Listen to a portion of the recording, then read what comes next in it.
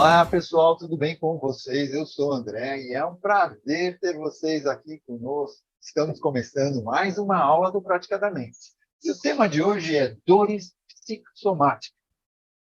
E é com grande satisfação que apresento a nossa convidada de hoje, Ceci Blank, que é uma renomada psicoterapeuta. Ela irá explorar o tema das dores psicossomáticas, destacando a relação direta entre a saúde emocional e física. Então, você vai hoje descobrir como o sofrimento emocional pode desencadear ou agravar doenças físicas e também entender o impacto dessa ligação no seu bem-estar. Ceci Blank é uma inspiração para muitas pessoas, pois ela mesma já se superou e hoje ajuda outras pessoas a fazer o mesmo.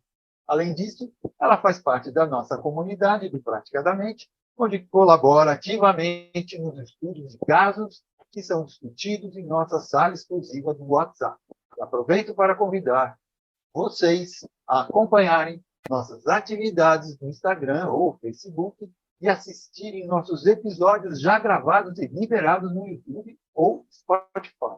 E agora, sem mais delongas, gostaria de dar a palavra à nossa palestrante de hoje, Ceci Blank. Olá, boa noite, que satisfação estar com vocês aqui novamente. Um olá, né, para todos do Praticamente, e não sei que horário que vão assistir a gravação, né? Então, bom dia, boa tarde, boa noite para todos. Então, vamos lá, gente. Nossa conversa hoje é sobre psicossomática, tá?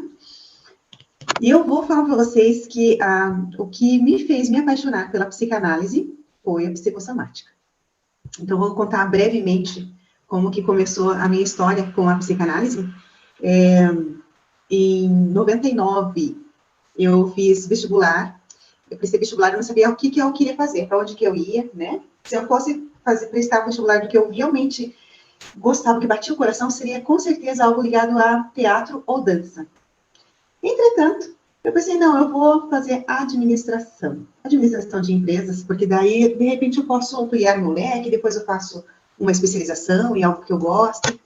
E no primeiro ano de faculdade, que foi na FESP, Fundação de Estudos Sociais do Paraná, eu tive aula de psicologia, que é para a gente entender, assim, o desenvolvimento humano na equipe, na empresa, como estrutura, né? E para a gente conseguir melhores recursos com as equipes, como supervisão, como chefia.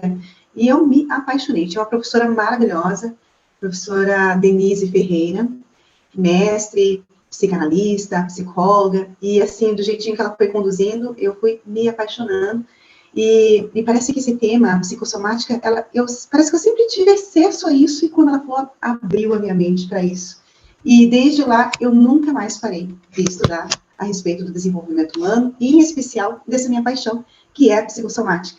E, então, hoje eu quero trazer para vocês, assim, um resumo do que normalmente eu estudei, né?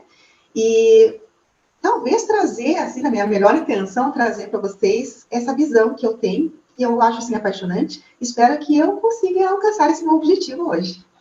Então, vou fazer agora a apresentação da tela. Muito bem. Vamos lá, então. Então, a psicossomática, ela traz muito a ligação entre o corpo e mente. A psicossomática é basicamente quando o corpo fala, mas às vezes não é só o corpo que fala. Então a gente vai vendo isso no decorrer da nossa conversa, tá? A psicossomática, ela tem uma origem grega de duas palavras, que é psique, alma, e soma, corpo. Portanto, a psicossomática estuda transtornos de origem psíquica, emocional, que refletem no corpo, gerando lesões, sinais, sintomas e adoecimentos, ok?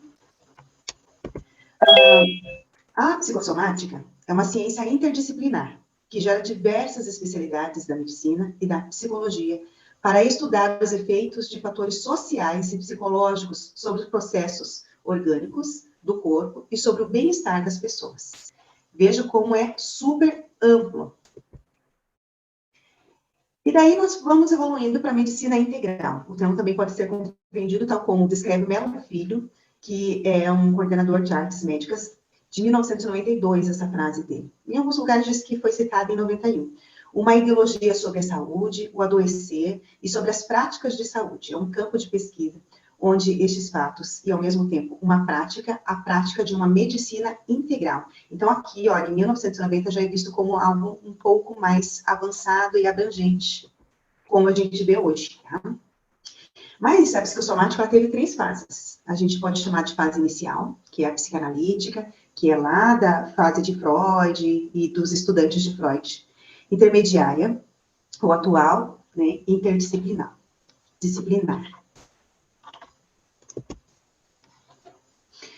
Entretanto, a gente perceba que várias pessoas falam sobre a psicossomática e cada autor, ele altera de alguma maneira a visão, né, do que é a psicossomática.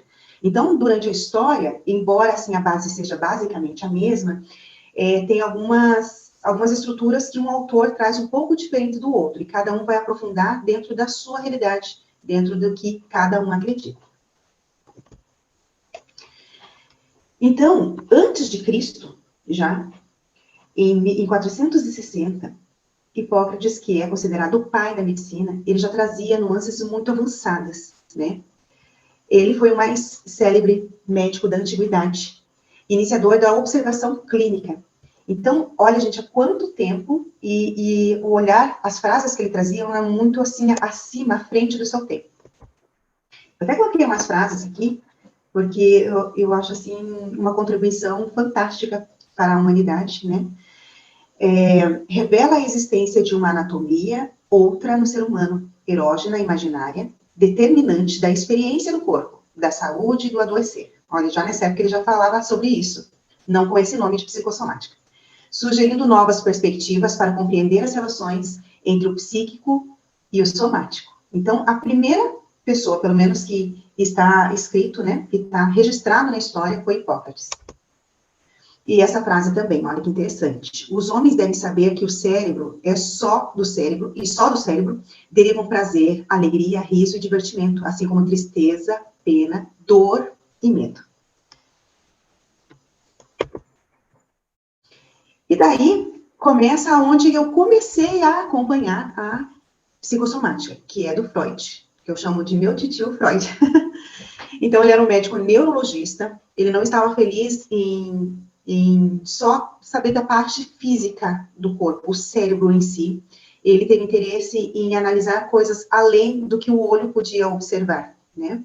Vale lembrar que naquela época não tinha diagnósticos por imagem como nós temos hoje. Então, muitas coisas mudaram a partir de Freud para cá, porque depois a gente foi tendo comprovações ou algo que foi alterado, mas a percepção de Freud foi, na maioria das suas citações, muito aproximadas com o que a gente ainda tem como embasamento, tá? Ele foi considerado o pai da psicanálise, é ele que trouxe para a gente que existia um inconsciente, além do que a gente alcança da forma de raciocínio.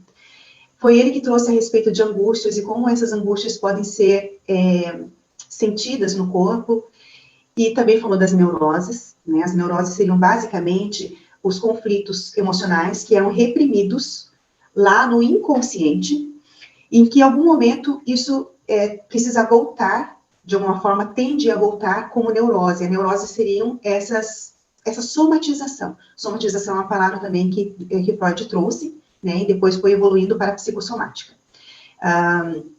Então, a gente vê ali nas neuroses que, na verdade, muita coisa se define como neurose. Mais para frente a gente vai falar sobre isso.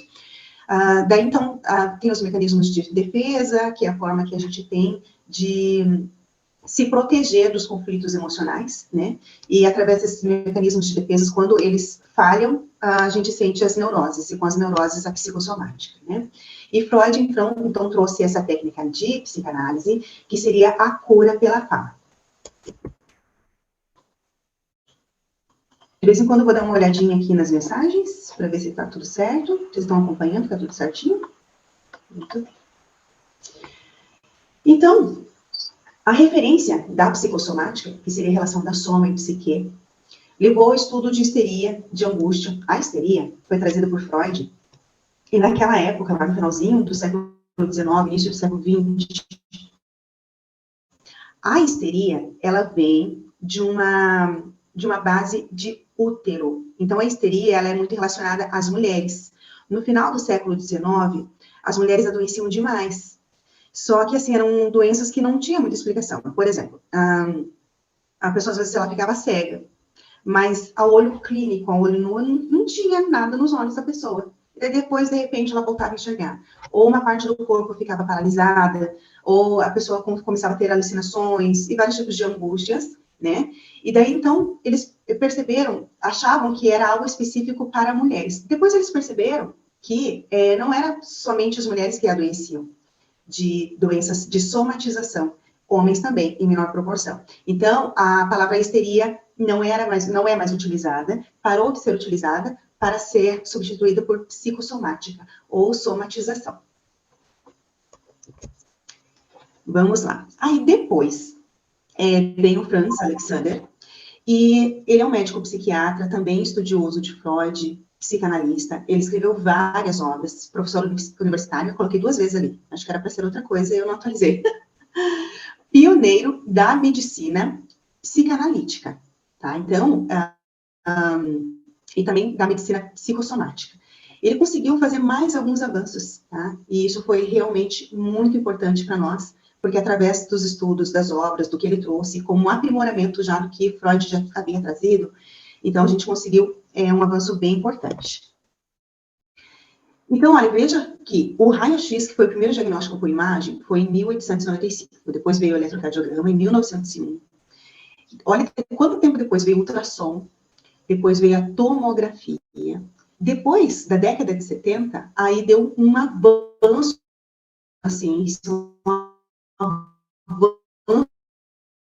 na medicina gigantesco, da psicologia, da psicoterapia, da psicanálise, da neurociência, porque daí algumas coisas que os estudiosos já tinham trazido e que muitas vezes eram refutadas, foram comprovadas através de diagnósticos por imagem, tá? E a ressonância magnética, ela avançou tanto, porque antigamente demorava muito para sair o diagnóstico por imagem, e hoje em dia é tudo muito rápido, e a tendência é que seja ainda muito melhor, né, com o avanço da tecnologia, inteligência artificial e tudo mais. Então, a gente só teve a ganhar, tá? Por que eu falo que eu estou falando do diagnóstico por imagem? Porque foi necessário, através desses exames, identificar que algumas doenças não eram físicas. A pessoa sentia aquela dor, sentia aquele sofrimento intenso, mas não aparecia na imagem. Depois a gente vai ver que mesmo aparecendo na imagem, mesmo sendo algo físico, mesmo assim tem conexão com a psicossomática. Aí depois de todo esse avanço tecnológico, né, que veio com o computador, com a internet, com toda essa inteligência eletrônica e tal, foram possíveis novos estudos sobre conflitos emocionais e conflitos biológicos. Um avanço extremamente importante são as 5 leis biológicas, tá? A epigenética e a medicina germânica. Agora, deixa eu abrir aqui, que eu quero dar uma olhadinha em vocês. Vocês poderiam escrever para mim se vocês já conhecem esses termos? André, já conhece esses termos? As 5 leis biológicas, a epigenética, a medicina germânica, já ouvi a Lina falar. sim, a Marcinha ainda não, o Dalma as 5 leis não. Muito legal. Então, gente, olha, a partir da década de 80, tem um médico oncologista, o Dr. Hammer, ele passou por um conflito muito intenso. Ele era um médico oncologista, então ele tinha atendido muitas pessoas já a respeito de câncer em várias partes do corpo, né? E olha que interessante, ele passou por um conflito que o filho dele sofreu um acidente, levou um tiro, ficou internado muito tempo, acho que mais de um mês, entre a vida e a morte, mas o filho dele ia falecer. E ele ficou muito mal enlutado, ele e a esposa dele, né, câncer na próstata, e a esposa dele com câncer de mama. E daí ele deu um sinal nele, ele falou assim, nossa, mas por que eu sou médico, me cuido, tudo que eu falo para as pessoas fazerem, eu estou cuidando, e por que eu desenvolvi esse câncer? Será que esse câncer tem alguma coisa correlacionada com esse conflito emocional que eu vivi, com a perda do meu filho? Aí, o que ele fez?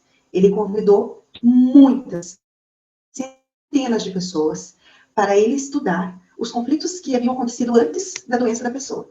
Ele convidou outros colegas, também oncologistas, ele criou uma rede de médicos e também contando com diagnósticos por imagem, que a partir dos anos 80 já estava assim, legalzinho, funcionando muita coisa, né? E eles conseguiram mapear que sim, que o corpo fala, e o corpo fala em metáforas, e o corpo fala aquilo que a pessoa está sofrendo, né? Com uma forma de tentar resolver aquele problema, aquele conflito.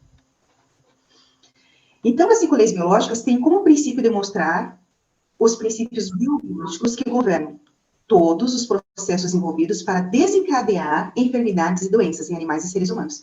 Perceba que é uma base já da psicossomática, porém agora com recursos tecnológicos para conseguir mapear de onde vem tudo isso, né? Tá tudo certo aqui. Vamos lá, continuamos. A epigenética também é a partir da década de 70 que foi inclinado um olhar muito atento sobre isso. Através da epigenética, um organismo pode ajustar a expressão gênica de acordo com o ambiente onde vive, sem mudanças no seu genoma. Por exemplo, experiências vividas pelos pais, dieta, traumas emocionais, tratamento hormonal, podem ser transmitidas para os descendentes através da memória epigenética. Então, a epigenética já vai trazer para a gente um conhecimento além da genética. Porque vocês se lembram bem, até hoje, muita gente acha que o que a gente sente, o que a gente desenvolve é genética. Até hoje tem gente que diz que câncer é uma herança hereditária, né? E através da epigenética, conseguiu-se perceber que não é, muitas vezes, da genética, é do ambiente onde a pessoa está inserida. Então, a partir disso, então foi melhorando ainda mais todo esse conhecimento e que favorece muito a nós, que somos terapeutas, para a gente mapear e conseguir ajudar as pessoas que nos procuram com algum tipo de sofrimento, por conflito biológico e conflito emocional. Mas ainda continua aí essa dúvida, né? Eu acho que muitos ainda continuam acreditando que é genético e muitos acreditam hoje, né, que não é só genético. Todo mundo nasce com câncer. Vai evoluir ou não, dependendo da sua Exatamente. convivência, do seu meio ambiente, né? Isso, exatamente. E outras coisas também que são levadas em consideração, né? Por exemplo, assim, uma pessoa, ela tem um problema no pulmão, só que ela nunca fumou. E às vezes ela nem mora numa região que tem tanta poluição assim. Por que essa pessoa tem esse problema, que às vezes pode evoluir para um câncer severo no pulmão, sendo que ela não tem nada na genética, não tem ninguém com câncer de pulmão na família, e ela não fuma, e ela não tem, assim, hábitos nocivos. Por que ela desenvolveu, sabe? Então você vai olhar para a história dessa pessoa. Qual foi o conflito que ela viveu? Que o corpo encontrou a solução através dessa doença. Que a doença, nesse olhar mais atualizado, a doença ela não é um problema. A doença está mostrando, ela está tentando solucionar algo que a mente não está conseguindo resolver. Que é justamente o que lá atrás Hipócrates falava e Freud falava também, né? Da psicossomática. Só que assim, até então, com Freud, ele não sabia, ele não conseguia mapear o que a gente consegue mapear hoje. Né? Eu imagino que a mente de Freud hoje em dia, com os recursos que a gente tem, meu Deus, eu acho que a gente teria muitos saltos à frente, né, do nosso conhecimento, porque ele era muito brilhante. Coisas que ele não tinha como comprovar, até hoje a gente ainda tem embasamento. Muitas pessoas ainda criticam, né, o jeito que Freud trazia os termos, como ele conseguia explicar para as pessoas que a mente dele era muito acelerada. Às vezes ele não conseguia falar a linguagem das pessoas daquela época, né, que muitas vezes eram fechadas, a mente muito restrita a novos conhecimentos, né? Muitas vezes até hostilizado na sociedade por conta dessa visão que ele tinha, dessa forma de tentar trazer o que ele via.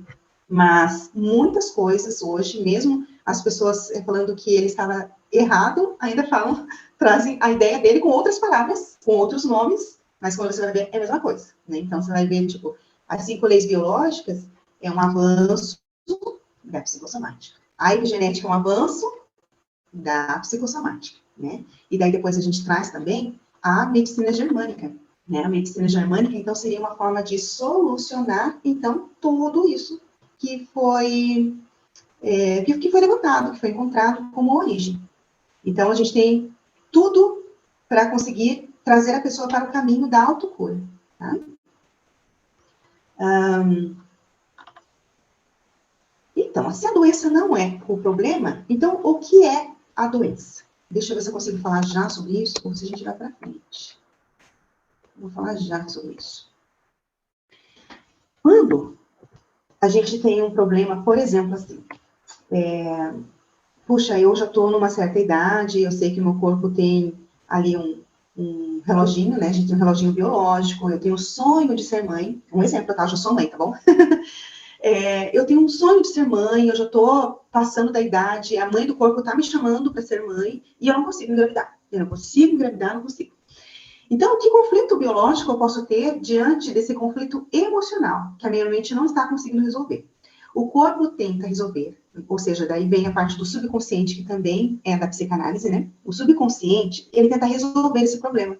Então, é como se o corpo falasse assim, olha, ela não está conseguindo ter filhos. Será que se a gente colocar mais um útero aqui, a gente consegue realizar esse sonho dela?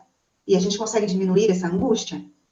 Aí, então, começa a criar os cistos, começa a criar os nódulos, começa a criar câncer no útero, entendeu? Então, é como a doença, ela fala, ela vem com uma metáfora. E a metáfora, nesse caso que eu estou falando, é, bom, um útero não está dando conta, então vamos fazer mais um útero, que daí vai dar tudo certo. Aí a gente vai conseguir realizar esse sonho.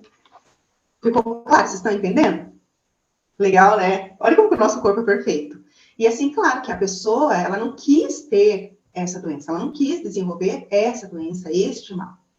No entanto, de forma inconsciente, ela traz comandos para que o corpo tente resolver. Então, a doença, ela é a tentativa de resolução, ou ela está falando algo, né? Então, a gente traz a medicina tradicional, que daí é um olhar atento para o problema no útero, que está sendo desenvolvido, ou microcistos, ou nódulo, ou cistos, ou câncer, né, com os avanços que a gente já tem na medicina, junto com essa medicina complementar, essa medicina integrativa. Por quê? Porque se a pessoa faz o tratamento dentro da medicina convencional, a gente vai tirar esse nódulo aqui. Tirou esse nódulo, o que o corpo, se ele não resolveu ainda esse conflito emocional, o que o corpo vai fazer de novo? Outro, maior, ou em outro lugar, outro mais grave, né? Então, por isso que é importante trabalhar em conjunto. Por isso que é importante que as pessoas conheçam a respeito da psicossomática e dos avanços e tudo que a gente conseguiu concluir até hoje, para que a gente possa trazer um alívio mais rápido para o sofrimento das pessoas. Hoje em dia tem muita gente doente, né? E as pessoas não sabem o porquê que elas estão tão doentes. E, às vezes, a gente conversando, fazendo poucas perguntas, você já consegue identificar a origem do problema da pessoa, se você tiver conhecimento desse mapa da psicossomática. Andréa, quer falar alguma coisa? É interessante que você está falando. Às vezes o corpo ele reage, né, e acaba tendo, por exemplo, tumor, câncer, outra parte do corpo. E por mais que eu estou entendendo o que você quer dizer, mas por mais que às vezes você tente explicar para pessoas que acham que o psicossomático é coisa limitada, eu já peguei pessoas que achavam que não, psicossomático foi uma coisa inventada. E quando você tenta explicar que provavelmente o teu corpo está reagindo, a pessoa fala, não, mas você acha que eu estou querendo ter outro câncer? Você acha que eu estou querendo ter o câncer em outro lugar? Não, não é, isso não existe, não é psicossomático. É O que as pessoas interessante. o que as pessoas não alcançam, às vezes até por falta de conhecimento mesmo. Por isso que a gente tem mais que estudar, para a gente conseguir trazer para as pessoas entender como explicar certinho. Que é assim, ó, o que a gente alcança de forma racional é apenas 4% da mente. 96% é inconsciente. É o nosso automático, é o nosso robozinho automático, aquele nosso chip programado, que está tentando resolver as nossas questões, que muitas vezes, com os nossos 4%, a gente não consegue resolver, a gente não consegue alcançar. né? Então, quando o Freud falou a respeito do consciente e do inconsciente, lá já na época dele, ele tinha mais ou menos uma ideia que a gente tinha 4% de consciente, 10% de consciente e 90% de inconsciente.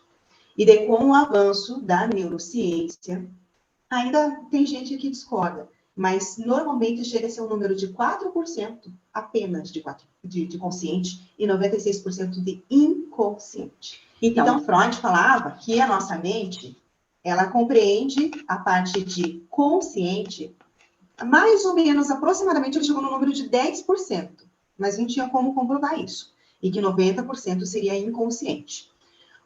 E assim, olhando, a gente pensa mais ou menos como é o iceberg. Se você olha o iceberg, ele parece enorme, parece, nossa, ele é maravilhoso, gigantesco, muito maior do que nós. Mas o iceberg ele é apenas uma pontinha de toda aquela estrutura, a parte muito maior, muito profunda, está no fundo do mar e a gente não vê, a gente não alcança. Ele associou, assim, fez essa metáfora para a gente entender como é o nosso inconsciente.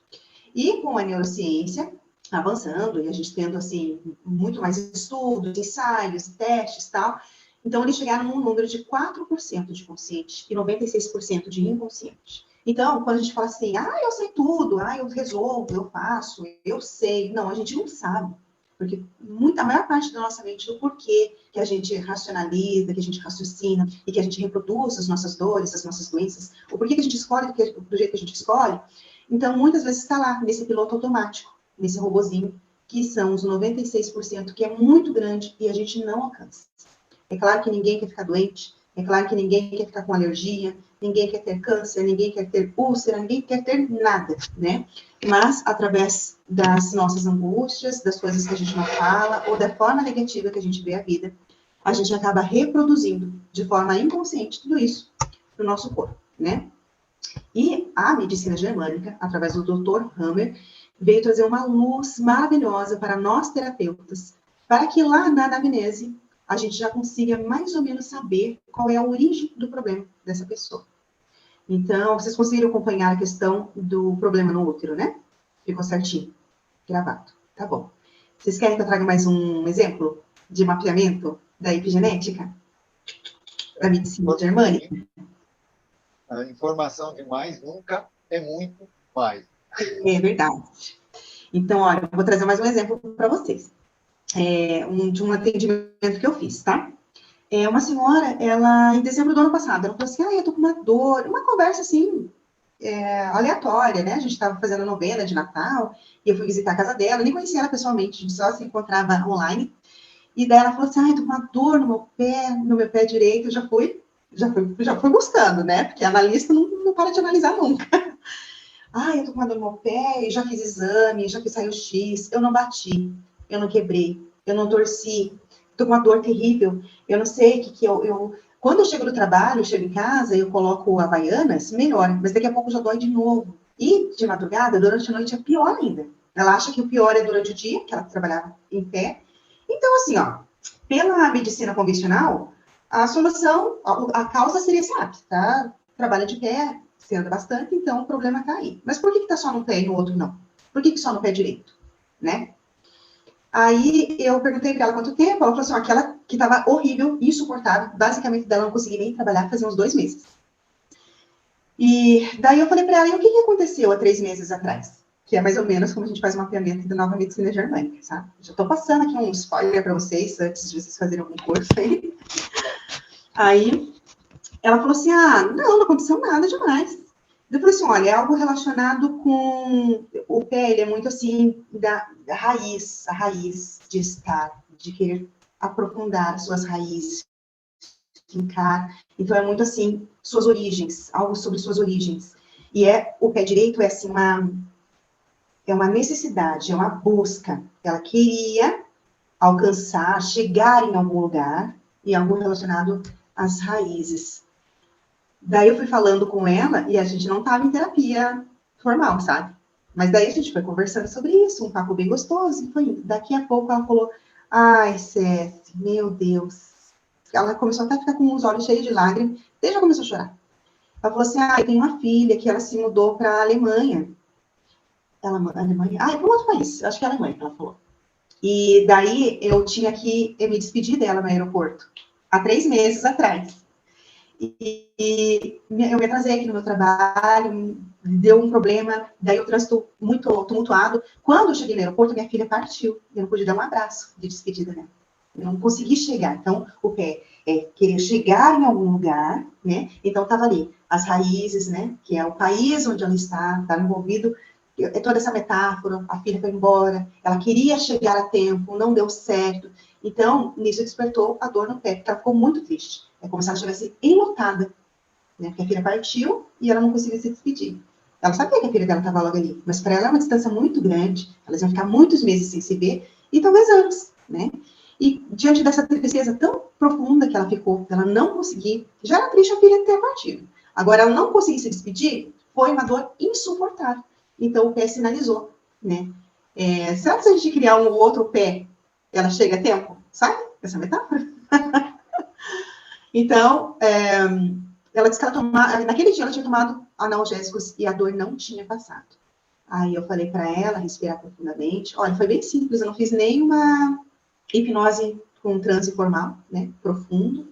Pedi para ela respirar e para ela falar para o corpo dela, especialmente para o pé, que tá tudo bem, que ela já entendeu, que não deu tempo de chegar, né, mas que foi necessário a filha dela ir naquele horário e que ela vai ter a oportunidade ainda de abraçar a filha dela e que tá tudo certo, que ela dá conta de lidar com isso, né, que agora que ela já sabe que o problema do pé é esse, fala para o pé relaxar, fala para ele descansar, que agora, gente, na hora, a dor vai embora. Ela nunca mais teve dor no pé. Olha que interessante.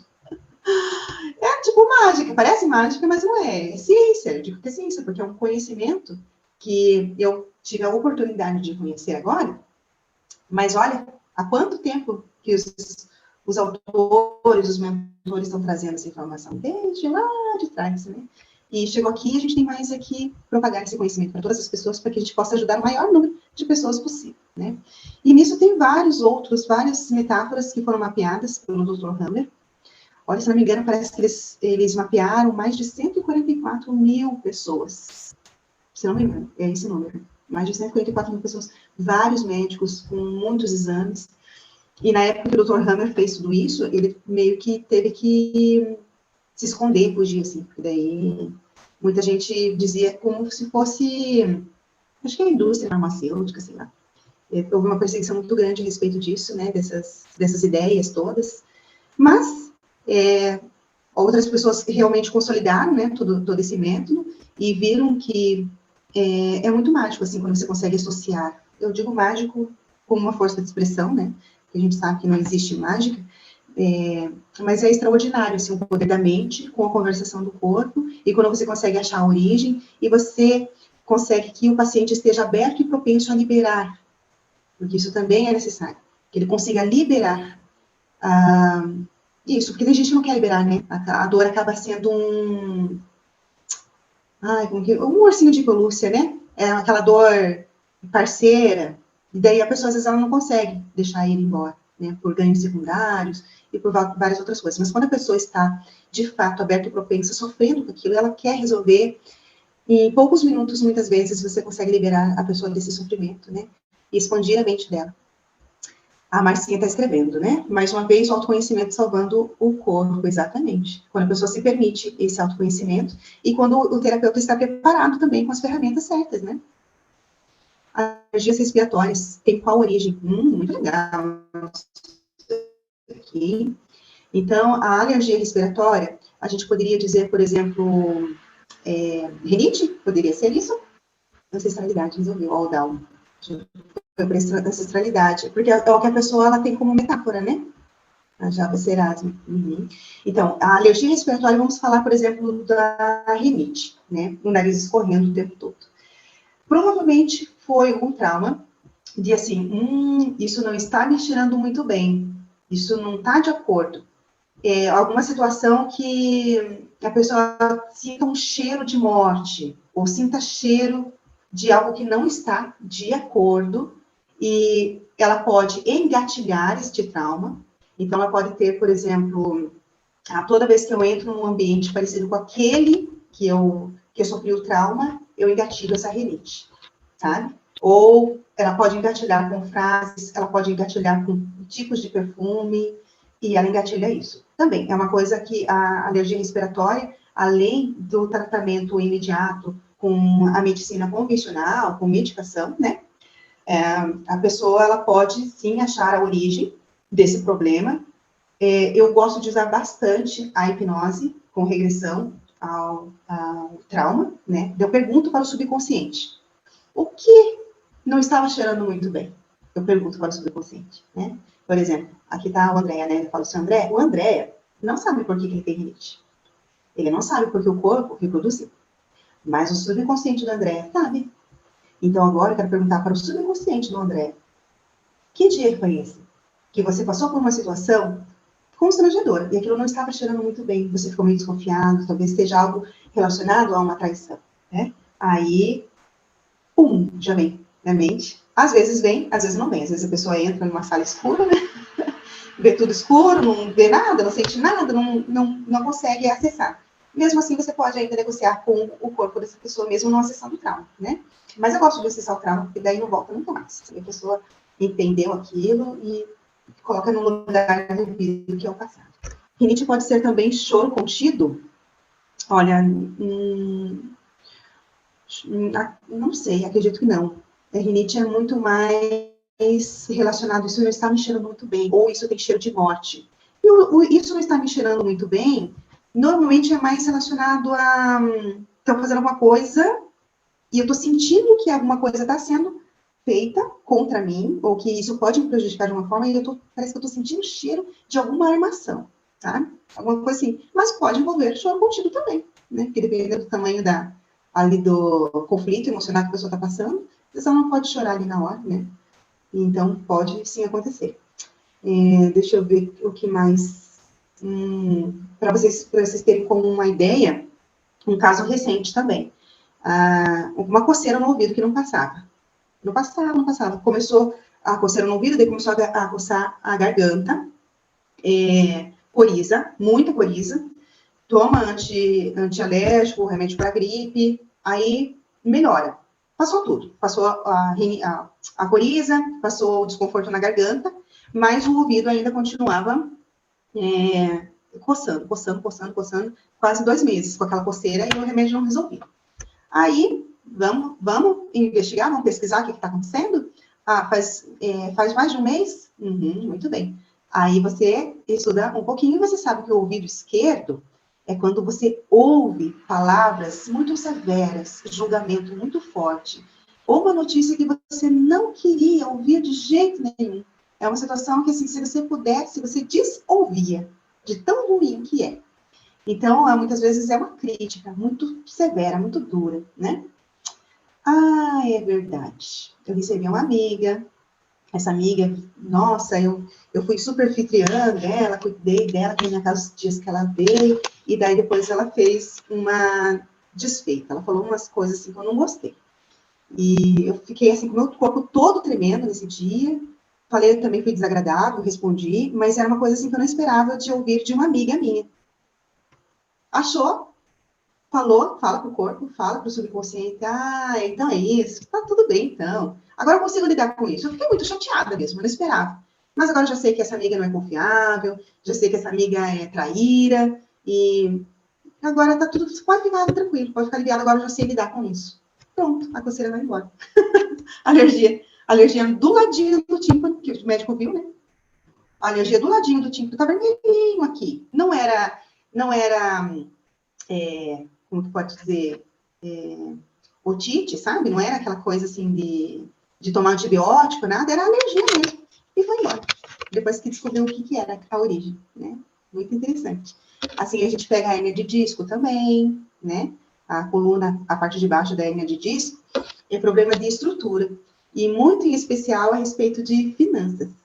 Quando a vida financeira não está bem estruturada. E a sensação que você tem que ficar carregando pessoas, L4, L5. Você tem que ficar carregando as pessoas nas suas costas, né? Aí você vai perguntando para a pessoa, mas quanto tempo? E quando que foi a crise? Tal. Tem algo relacionado mais ou menos com isso? Daí a pessoa vai contando. Daí você diz para ela, ó, normalmente esse tipo de dor é mapeada por causa disso, disso, da pessoa. Ah, a hora que a pessoa faz assim, ó. Ah, pronto. Já tá no caminho da cura já. Esse respiro dela é como se ela já te falasse pro corpo. Ah, então era isso. Beleza, deixa comigo que agora se resolver. Surdez em pessoas da família. Então, daí é surdez de um ouvido, dos dois, do lado direito, do lado esquerdo, de nascença. Na minha família, eu tenho ainda bem que eu, pelo visto, eu não peguei ainda não. Pelo menos, geralmente o pessoal com 40 e pouco começa a diminuir a audição. O avô, o meu avô, aí a minha mãe, eu tô vendo que meu irmão tá indo pelo caminho, porque meu irmão já tá entrando ficando meio, né? Assim, parece que não é todo mundo, entendeu? Não são todos que ficam. Não são todos, Parece, mas dá para perceber que é algo que vem seguindo a família. Olha, aí, Lilian, a gente vai para uma outra questão, que até então, que eu saiba, não tem uma comprovação científica, mas é um estudo que muitas pessoas têm se inclinado para isso, que são os traumas transgeracionais. Na verdade, a ciência já fez estudo com ratos, né? Vocês já ouviram falar? Sim, esse estudo com ratos, do perfume, do choque lá, né? Uhum. Então, o trauma transgeracional, aos pouquinhos, ele está sendo comprovado, né? Então, pode ser, nesse caso, que seja um trauma de um ancestral. E todos da família estão seguindo como uma lealdade cega, uma lealdade oculta, né? Uhum. Então, muito provavelmente, daí tem que perceber assim, se é os dois ao mesmo tempo, se normalmente é mais o direito do que o esquerdo. Que é mais um que o outro, eles ficam sempre Aí um tem lado. que observar Eu qual. vou observar qual é. Eu vou perguntar, vou ver com a minha mãe. O ouvido esquerdo, normalmente assim, eu não queria ouvir isso. Eu não precisava ouvir isso. Não tinha a menor necessidade da pessoa falar tal coisa para mim, tá? Uhum. E o direito é querer ouvir, querer uma boa notícia, querer uma boa resposta, e a resposta não vem, tá? Então, normalmente é uma dessas coisinhas. Aí, Lilian, quando é caso assim, de trauma transgeracional, eu normalmente vou para. Ou a gente faz hipnose, se a pessoa acredita, se ela consegue aprofundar bem, para ver questões lá dos antepassados. Uhum. Tem gente que acredita em vidas passadas, também daria para fazer uma hipnose, porque é metáfora. Que não importa se aconteceu mesmo ou não, do jeito que a pessoa negocia com o subconsciente na tela mental dela, ela resolve, né? Uhum. Não necessariamente foi daquele jeito que ela construiu, mas se está lá no subconsciente, o subconsciente sente que é isso, então você consegue negociar com essa informação. Uhum. Mas o que eu gosto mais de fazer é a constelação sistêmica familiar. Eu faço com conectores na água. E é bem interessante, que daí vai se criando uma história ali, que pode ser real ou não, né? Não importa, porque você vive ali um psicodrama. E através desse psicodrama, você consegue negociar. E, sendo um trauma transgeracional, conectando toda a família com essa lealdade cega, com esse procedimento, você pode desconectar a todos através dessa força telepática, que daí já é a parapsicologia do sistema Grisa trabalha muito em cima disso. Que daí é a energia que emana, o inconsciente coletivo do Jung, ou então pode-se dizer que é a ressonância mórfica. Através da energia que você emana, você consegue liberar a todos da família, para passarem para um próximo nível, se estiverem preparados. Que interessante, né? Gostei muito dessa pergunta. É interessante. É uma coisa que, assim, eu reparo que não são todos. Assim, não são todas são 3 irmãs, só uma, as outras não ficou. No caso, só tem 2 vivas, né? Minha mãe e a irmã. A outra não tem problema nenhum de surdez, só minha mãe ficou. E aí era o pai dela e a tia tinha problema, os outros não têm. Então, assim, você vê que não pega todo mundo. É um ou outro, entendeu? É um sorteado daí. De repente é isso que você aí falou. teria que também observar. Deve ter algum que se solidaria, entra em solidariedade com alguma situação no sistema, né? E aí ele traz alguma coisa, deve ser isso, né? Agora, eu estando de fora, eu acho que eu não posso fazer. Eu posso? Não. Você pode, pela constelação sistêmica familiar, se você se sente diretamente conectada nessa rede energética, você poderia fazer pela família, assim, né? Por essa conexão que você sente. Você pode emanar. Embora que algumas consteladoras dizem que não. Você só pode trabalhar no que é seu. Mas se você for olhar também pelo estudo do Ho'oponopono, você conhece? Sim. Então, o Ho'oponopono, ele diz que você consegue pedir permissão para que você possa purificar o que não está ao seu alcance. Que é aquele momento que você fala assim, eu sinto muito. Quando o problema não é seu, mas você diz para ele que você sente muito, é como se você pegasse a responsabilidade e a autonomia de resolução para você, tá? Então, aí você também pode fazer. Você pode liberar. E, olha, gente, eu tenho visto muitos casos, assim, que tem uma ótima resolução para casos assim. Tem um aqui que falou do zumbido, o zumbido no ouvido, né? Muito provavelmente o zumbido no ouvido é o mesmo trauma que eu falei da alergia, tá? É o trauma que colocou. Aí teria que ver, assim, o zumbido nos dois ouvidos, é mais o direito, é mais o esquerdo. Muito provavelmente o zumbido tem psicossomática, tá? Aqui, eu tive diagnóstico de 3 hernias de disco, e o meu médico queria operar. Não deu tempo porque saí do emprego e perdi o plano de saúde. Mas, para minha surpresa, nunca mais tive dores depois que saí de lá. Porque provavelmente você conseguiu fazer a resolução do problema. Ou talvez era a empresa que estava te trazendo esse problema de estrutura. E daí você saiu de lá e resolveu. Que interessante, né? Muito legal. E a coluna tem, desde cima até embaixo, em cima tem um significado, no meio tem outro e embaixo tem outro. Tá? Daí você tem que... E eu confundo, às vezes, eles. O que eu lembro, com certeza, é mais embaixo, que são os casos que eu já atendi. Lombar, né, Assim, que fala? mas eu não me recordo direito. Mas a lombar, a parte da lombar aqui, assim, a sensação que você tem que carregar. Então, tem 2 significados. Daí você tem que ir perguntando para a pessoa antes de você chegar na conclusão. Um dos casos é estrutura financeira, mas também pode ser estrutura conjugal com parceiro, problemas com parceiro. Ter que carregar um parceiro nas costas, ter que ficar fazendo as coisas, como se fosse uma criança, sabe? Você tem que se sente responsável por ele. Daí pode aparecer também. E daí que no caso da Marcinha, podia ser com relação a ter que carregar a equipe nas costas, não sei, alguma coisa assim, né? E interessante que tem gente que tem hérnia de disco e não sente dor. E tem gente que não tem hérnia e sente dor como se tivesse. Então, porque é a psicossomática gritando aí no meio do povo. E se o trauma é relacionado a uma pessoa e a pessoa não aceita perdoá-la, é possível resolver de outra forma a superação do trauma? Deixa eu ver se eu entendi. Por exemplo, a Lilian fez algo... Eu machuquei a Lilian. E eu me sinto mal porque eu machuquei a Lilian. A Lilian não quer me perdoar de jeito nenhum? Seria isso, será?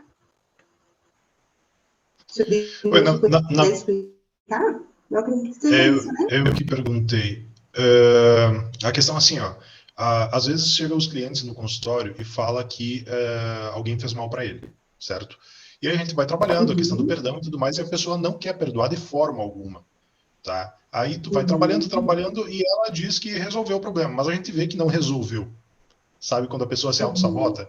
E continua. Sim. Nessa questão da psicossomatização, é possível resolver de outra forma sem ser com o perdão?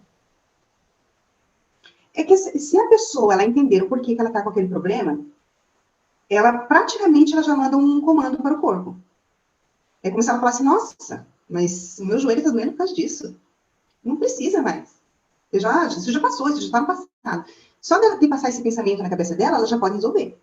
Mas, se ela está pautada em uma mágoa, porque ela gostaria que essa pessoa se humilhasse para ela, para daí ela resolver, ela vai estar com essa bagagem pro resto da vida. Não tem como resolver. E outra coisa, ela pode resolver momentaneamente e aquilo voltar pior, que daí são os casos que a gente falou, a primeira pessoa tinha um cisto, aí não resolveu o problema, aí vem algo maior, vem um tumor por cima, sabe? Ou vem outros cistos. Então, o interessante é que a pessoa se abrisse para o processo de compaixão, né? E o processo de compaixão normalmente acontece quando a gente se coloca no lugar do outro e tenta entender o porquê que o outro agiu do jeito que agiu, né? Para você conseguir perdoar. Eu sei que tem traumas assim que são... É até um absurdo você pedir, às vezes, perdão dentro da nossa crença, né? Nosso conjunto de crenças, às vezes é um absurdo você pedir para a pessoa perdoar. Mas ela entender aquele processo, ou liberar a pessoa para que ela não fique conectada energeticamente com esse problema, também já resolve, sabe? A maioria das pessoas que eu atendo, acho que todas, 100%, que passaram por injustiça, e eu tenho uma técnica, não sei se vocês conhecem, que eu coloco um leão na cena, quando ela está em hipnose. Por exemplo, assim, eu assisti uma cena que eu tenho 5 anos, e o meu pai está me batendo, e ele está me surrando demais, e eu não fiz nada. Então, é uma injustiça muito grande, né?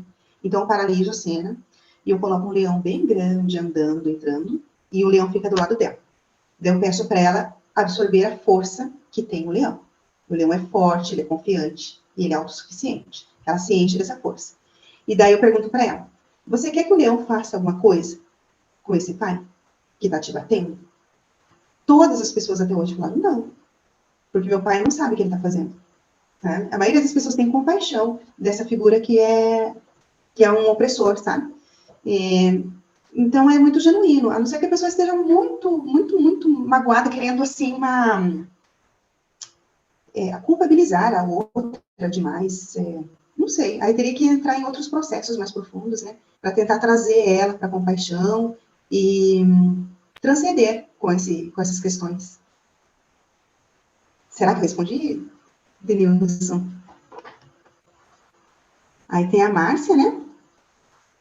Ganhar autonomia e tirar o poder do outro no seu emocional. Acho que se perdoar é mais funcional do que perdoar o outro. Uhum. Isso, Marcinha, me faz lembrar que, assim, tem pessoas que elas sentem pena delas mesmas. Tipo, eu sinto muito pena, muita dó de mim. Daí eu não consigo expandir. Porque eu vou ter sempre a necessidade que as outras pessoas tenham dó de mim. Então, a doença tem um ganho secundário. E o ganho secundário é despertar pena das outras pessoas. Então, eu vou estar sempre no papel de vítima, eu vou estar sempre doente, eu vou resolver esse problema, mas eu vou achar outro lugar, porque eu preciso que as pessoas estejam próximas de mim, me dando atenção, me dando cuidado, porque eu me vejo como coitadinha, e eu preciso que todo mundo me veja como coitadinha também. Aí já é um outro processo de expansão. Aí é mais difícil. Daí é mais complicado. Não vai conseguir resolver com alguns minutinhos de conversação. A Marcinha falou, isso tem a ver com abandono? Sim, muitas vezes tem a ver com abandono. E às vezes não é abandono efetivamente, tá? Por exemplo, tem um caso de uma pessoa que tem fibromialgia, né? Ela sofre bastante com fibromialgia. Ela é a filha mais velha. E daí, quando veio o irmão, naturalmente, quando vem um bebê e o primeiro filho já tem lá uns 5 anos, normalmente os pais olham mais para o bebê, não é verdade? O bebê, ele precisa de atenção, ele precisa de trocar cada 3 horas, precisa amamentar, ele tem necessidades diferentes. E o primeiro filho, ele passou por essa fase, ele teve essa atenção também, só que ele não lembra. Então, ele acha que o segundo filho está tendo muito mais atenção do que ele. Então, ele sente um abandono que, na verdade, não existe.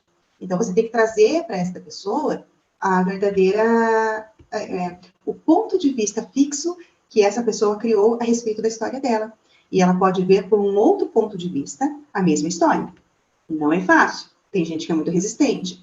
Mas, às vezes, se você conseguir explicar de uma maneira um pouco diferente, ela consegue liberar essa sensação de abandono e essa necessidade de segurar as pessoas com ela através da doença, né? Aí tem várias formas de você abordar, para que a pessoa perceba que, se ela tiver vitalidade, ela pode desfrutar de muitos momentos mais prazerosos, melhores para as pessoas que ela ama, né? Que não é só estarem ali em cima, levarem ela para fazer exame, colocarem sopinha na boca dela e trocarem o soro, sabe? Então, é difícil, mas dá para expandir. E aí, minha gente, tem mais coisas? Será que eu respondi a respeito da psicossomática? É excelente. É um tema realmente, né? É interessante esse negócio da psicossomática. Nossa, demais. Né? Eu gosto muito disso. Quando eu me apaixonei pela psicossomática, não existiam tantas informações como a gente tem hoje. Quer dizer, até tinha, mas não era divulgado como é hoje, né? Eu tive acesso às 5 leis biológicas, elas foram criadas na década de 70, 80, por aí. Eu tive acesso a elas há uns 3, 4 anos atrás. Isso tudo aí eu acho que deriva de uma certa forma, ou tem a ver de uma certa forma, com as doenças relacionadas à metafísica, que o pessoal falava muito, né? Que a Cristina Cai, o Gasparetto, o Volperi, acho que é Volperi também, né? Eu sempre gostei muito. Eles fazem mapeamento também, mas olha, Lilian, eu vou ser bem sincera com você. Eu acho que o processo do Dr. Hammer que é É a mais medicina interessante. da mãe, para mim, é muito mais assertivo. Normalmente dá certo, sabe? E já dos outros, parece que não está tão esmiuçado, assim. Uhum. Tem algumas coisas que do Dr. Hammer é uma coisa, ela é outra, assim. Daí, quando você vai tirar a prova, do Dr. Hammer entra melhor no processo. Interessante. A Porque Marcia escreveu, as pessoas que têm perdas de pai, mãe, ou vão parar em casas de acolhimento, devem ter fortes resistências também. Na verdade, gente, embora tenha um mapeamento dessas dores psicossomáticas, cada pessoa tem uma percepção diferente. Né? Então, por exemplo, para uma pessoa, isso aqui não está me cheirando muito bem. É diferente do que para outra, é uma cena diferente para uma outra pessoa que às vezes tem a mesma doença. Né? E a questão do abandono também. Às vezes a pessoa não está abandonada, mas ela sente que está. Porque ela é muito comum, construiu hein? muito comum demais, né? E tem gente que, assim, ó, sofre muito com uma separação de namorado, de parceiro, parceira. E daí, na verdade, não está relacionado com esse relacionamento de agora. Às vezes é uma mensagem lá de trás da infância que ela está repetindo para o agora. E daí, então, você também tem que perguntar muito antes de você trazer essas informações para a pessoa, sabe? Para você ser muito assertivo. Porque senão você joga uma coisa, não é. Daí você joga a outra, não é. Joga a outra, não é. Então, você tem que ir perguntando, dentro da sua mente você já vai respondendo, vai fazendo um mapa mental, para daí ser bem assertivo e chegar. Mas, sim, todas as pessoas, né, que sofrem, por exemplo, igual a Marcinha colocou, perda de pai, de mãe, ou que vão parar em casa de acolhimento, né, que são adotadas, né, ou que ficam em casa em orfanato. Nossa, a pessoa dela tem que ela tem que ter muito conhecimento para expandir, porque a chance dela ter muitas doenças é muito forte, é muito presente mesmo, sabe? E, nossa, é bem interessante. Domingo agora, tem uma pessoa que entrou em contato comigo, que ela tem uma vida assim, ela é a filha mais velha, e de 5 irmãos. Ela tem 5 irmãos mais novos. E o pai matou a mãe quando ela era adolescente. E ela teve que criar todos os filhos, os irmãos, né, nesta situação, né, de perda da mãe e do pai, que é um criminoso. Né? Então, eu nem perguntei se ele foi preso, se ele fugiu, o que aconteceu, né? A gente se concentrou mais, né? Mas eu não atendi. Foi só uma entrevista inicial ali no WhatsApp, né? Então, é compreensível que a pessoa tenha depressão, que a pessoa tenha crise de ansiedade, né? Aí a pergunta que fica, a sua história não vai mudar, mas o que pode mudar é a sua percepção da história. De alguma forma, você crescer com tudo isso, você se empoderar de tudo isso, você perceber que você não é mais aquela criança assustada que viu aquela cena horrível, você já viveu muitas outras cenas maravilhosas, né? Então, trocar as imagens daquela mental, parar de ficar fixando o olhar só nisso e observar as outras coisas. Não é fácil, mas se a pessoa quiser, ela consegue. Né? Tá fechado aí. Eu gosto de usar muito a metáfora de um acidente de carro. Tem pessoas que sofrem acidente e nunca mais quer saber dirigir, não quer saber, e nem chega perto. E tem pessoa que não. Eu conheço uma pessoa que capotou o carro 3 vezes, e continua numa boa, né? Tá aí, né? E conheço gente que deu batidinha e não. Então é tudo como a pessoa ela sente e percebe a vida, né? Como você Exatamente. tá falando aí. Cada um é cada um, né? É como ela percebe a vida. A direção do carro é muito a direção da vida. Normalmente a pessoa tem medo de dirigir, é uma pessoa que ela é insegura, tem uma insegurança total na vida, em vários campos. Ela nunca se sente boa o suficiente, né, rápida o suficiente, sente que ela não tem o controle da vida dela.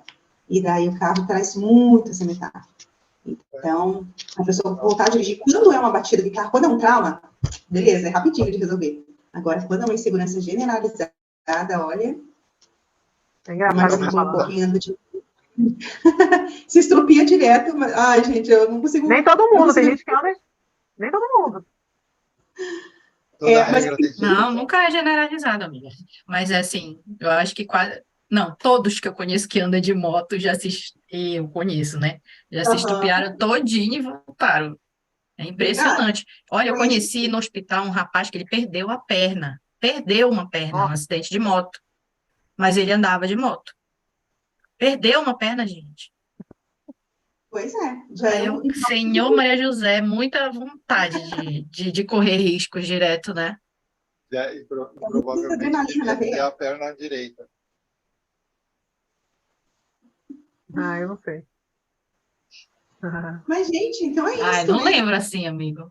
Tu acredita que ele dava um jeito de subir uma escada? Ele foi resolver alguma coisa. Ele era marido de uma outra que estava no hospital, né? No mesmo quarto que eu. Eu fiquei chocada. E ele tava aposentado pelo INSS, né? Por causa do acidente. Mas o cara forte. Inclusive, estão estudando agora os paraolímpicos, né? Os atletas paraolímpicos, de como eles conseguiram é, Evoluir. evoluir, aumentar suas capacidades, né? Rever, apesar das suas limitações, né? Bem interessante. Estão fazendo esse estudo agora. Achei interessante. Interessante mesmo. E Acaba, acaba acaba se tendo. desenvolvendo, mas quando você perde algum uma coisa sensitiva tua, você ganha em outra. Né? Sensibilidade, né? Eu É, sou um pouquinho embaixo, né? É, Pois é, é, eles estão vendo o que eles têm no cérebro de diferente dos outros, que, tipo assim, não é a maioria que consegue criar novas habilidades e ter vontade de criar, né? Não é todo É a mundo. neuroplasticidade, né? Na é, verdade, todos nós temos essa habilidade, inclusive o cérebro, ele muda. Não é só a mente, não é só os neurotransmissores. Fisicamente, o cérebro muda com a neuroplasticidade. Que interessante, né? é Pessoas que às vezes interessante. perdem pedaços do cérebro num acidente e perdem uma certa capacidade, e com a neuroplasticidade, com o tempo, ela consegue recuperar aquilo que era daquela parte do cérebro. Interessantíssimo. O ser humano é perfeito. Que E se máquina reconstrói, né? maravilhosa. Se reconstrói.